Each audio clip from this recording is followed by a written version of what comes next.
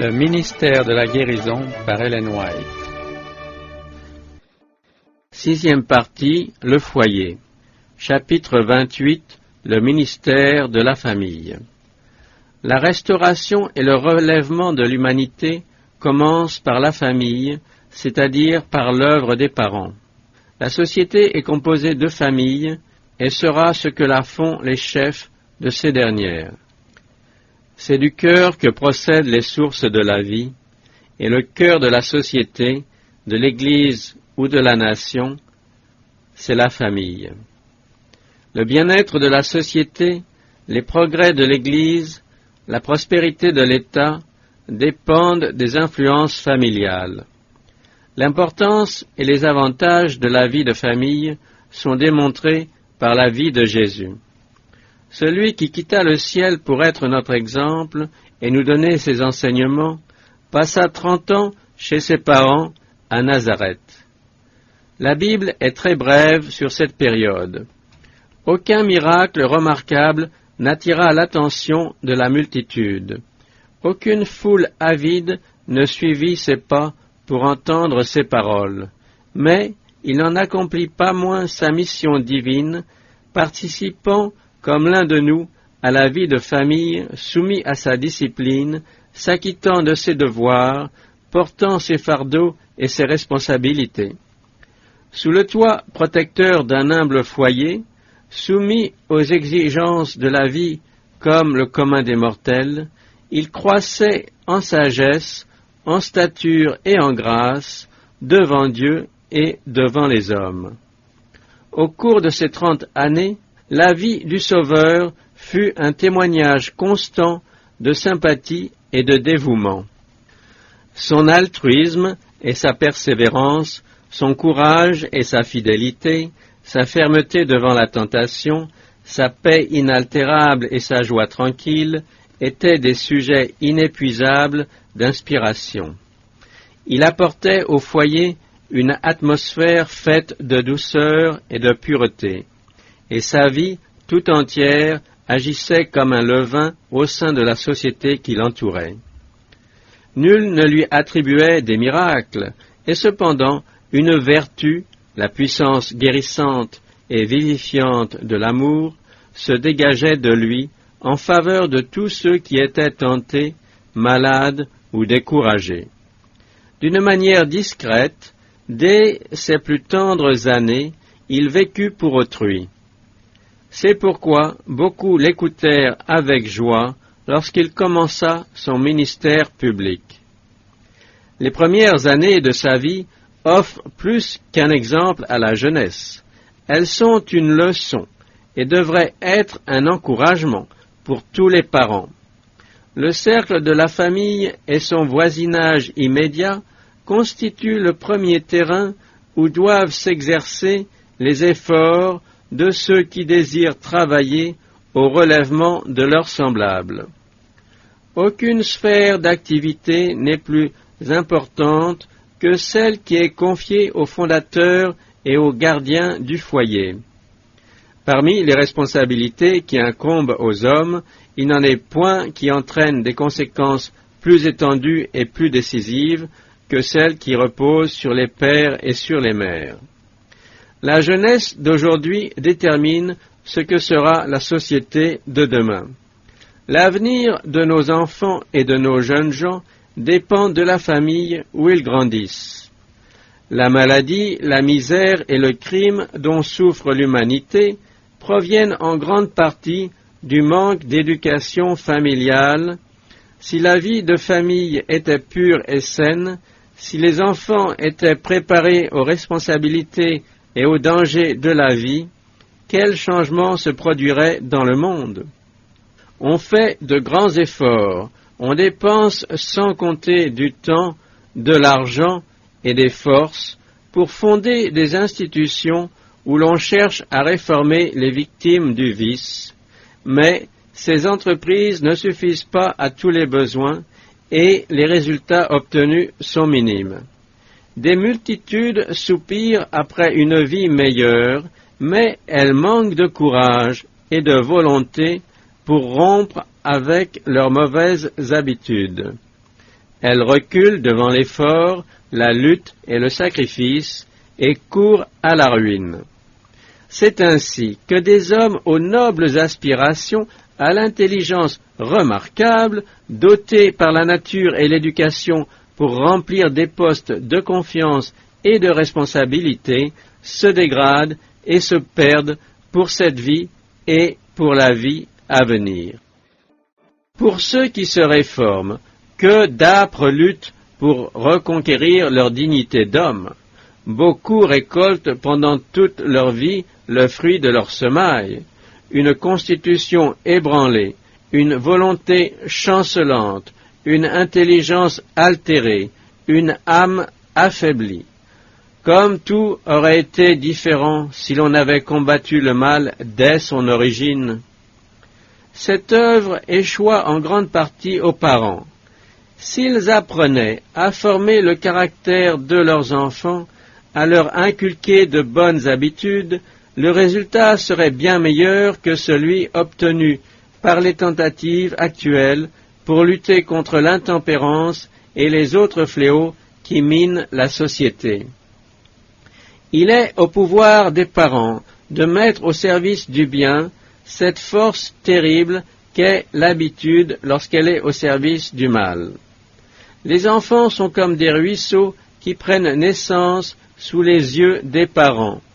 C'est à ces derniers qu'incombe le soin d'en diriger sagement le cours pendant qu'il en est temps. C'est aux parents de poser, pour leurs enfants, les fondements d'une vie saine et heureuse. Il leur est possible de les voir quitter la maison en possession d'un caractère capable de résister à la tentation et armés de courage et de force pour s'attaquer aux problèmes de la vie. Ils peuvent susciter et affermir en eux le désir de consacrer leur existence à honorer Dieu et à faire du bien à leurs semblables. C'est à eux de guider leurs pas dans le sentier de la droiture qui, à travers les jours sombres ou ensoleillés, les conduira au sommet radieux de la patrie céleste. La mission confiée au foyer chrétien s'étend bien au-delà du cercle familial. Un tel foyer doit être une véritable leçon de choses pour tous ceux qui l'entourent, illustrant l'excellence des vrais principes. Supérieur en puissance au plus beau sermon sera l'influence exercée par son moyen sur les cœurs. Les jeunes gens et les jeunes filles qui en sortent répandent autour d'eux les enseignements qu'ils y ont reçus. Des principes élevés sont ainsi introduits dans d'autres familles et une influence ennoblissante opère au sein de la société. Faisons profiter beaucoup de gens de l'influence heureuse de nos foyers, et que nos relations sociales ne soient pas dictées par la coutume mondaine, mais par l'Esprit du Christ et les enseignements de sa parole. Les Israélites invitaient à toutes leurs fêtes le pauvre, le lévite et l'étranger. Le lévite, à la fois assistant du sacrificateur, dirigeant religieux et missionnaire, était l'hôte du peuple à chaque réjouissance sociale ou religieuse. S'il tombait malade ou se trouvait dans le dénuement, on prenait soin de lui avec sollicitude. Ce sont de telles personnes que nous devrions accueillir dans nos demeures.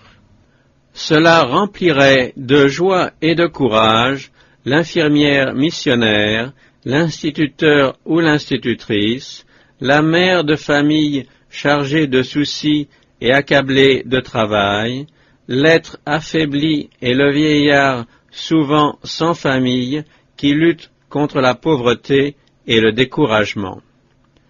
Lorsque tu donnes à dîner ou à souper, dit le Christ, n'invite pas tes amis, ni tes frères, ni tes parents, ni des voisins riches, de peur qu'ils ne t'invitent à leur tour et qu'on ne te rende la pareille. Mais lorsque tu donnes un festin, invite des pauvres, des estropiés, des boiteux, des aveugles, et tu seras heureux de ce qu'ils ne peuvent pas te rendre la pareille, car elle te sera rendue à la résurrection des justes. Il est des hôtes faciles à recevoir sans dérangement, sans repas compliqués et coûteux. Il faut plutôt éviter l'ostentation. Un accueil chaleureux, un siège à votre table, le plaisir de participer à la bénédiction du culte de famille serait pour beaucoup d'entre eux comme un rayon céleste. Nos sympathies doivent dépasser les limites du moi et le cercle de notre demeure. Des occasions précieuses s'offrent à ceux qui désirent que leur foyer ait autour d'eux une influence heureuse. Il y a là une puissance merveilleuse que nous pouvons utiliser, si nous le voulons, pour venir en aide à notre prochain. Notre foyer devrait être un lieu de refuge pour la jeunesse exposée aux tentations. Beaucoup de jeunes sont à la croisée des chemins. Toute influence, toute impression détermine le choix qui fixe leur destinée présente et future. Le mal les sollicite, il revêt pour eux les formes les plus séduisantes et les plus accueillantes. Tout autour de nous, des jeunes gens sont sans famille, ou ils en ont une dont ils ne reçoivent aucun secours spirituel. Succombant à la tentation, ils courent à leur perte à l'ombre même de nos demeures. Ces jeunes ont besoin qu'on leur tende la main avec sympathie. Des propos aimables, exprimés avec simplicité, de petites attentions qui ne coûtent rien, dissiperont les nuages de la tentation qui les assaille. Une sympathie sincère, inspirée par le ciel, a le pouvoir d'ouvrir les cœurs, surtout ceux qui ont besoin de bonnes paroles dictées par l'Esprit et l'amour du Christ. Si nous voulions manifester de l'intérêt à notre jeunesse, l'inviter dans nos demeures et l'entourer d'influences aimables et bienfaisantes, beaucoup de jeunes gens et de jeunes filles s'engageraient joyeusement sur le sentier qui mène en haut. Les privilèges de la vie. Nous ne passons en ce monde qu'une fois, et nous n'y séjournons que très peu de temps. Faisons donc rendre à notre vie son maximum. L'œuvre à laquelle nous sommes appelés ne nécessite ni richesse, ni distinction sociale, ni talents spéciaux, mais un esprit de bonté et de sacrifice et un but bien défini. Une chandelle aussi petite soit-elle est capable d'en allumer un grand nombre d'autres. Notre sphère d'influence peut paraître insignifiante, nos talents minimes, les occasions qui se présentent à nous rares, nos connaissances limitées. Cependant, il nous est possible d'accomplir de grandes choses si nous mettons fidèlement à profit les occasions que fait naître la vie familiale.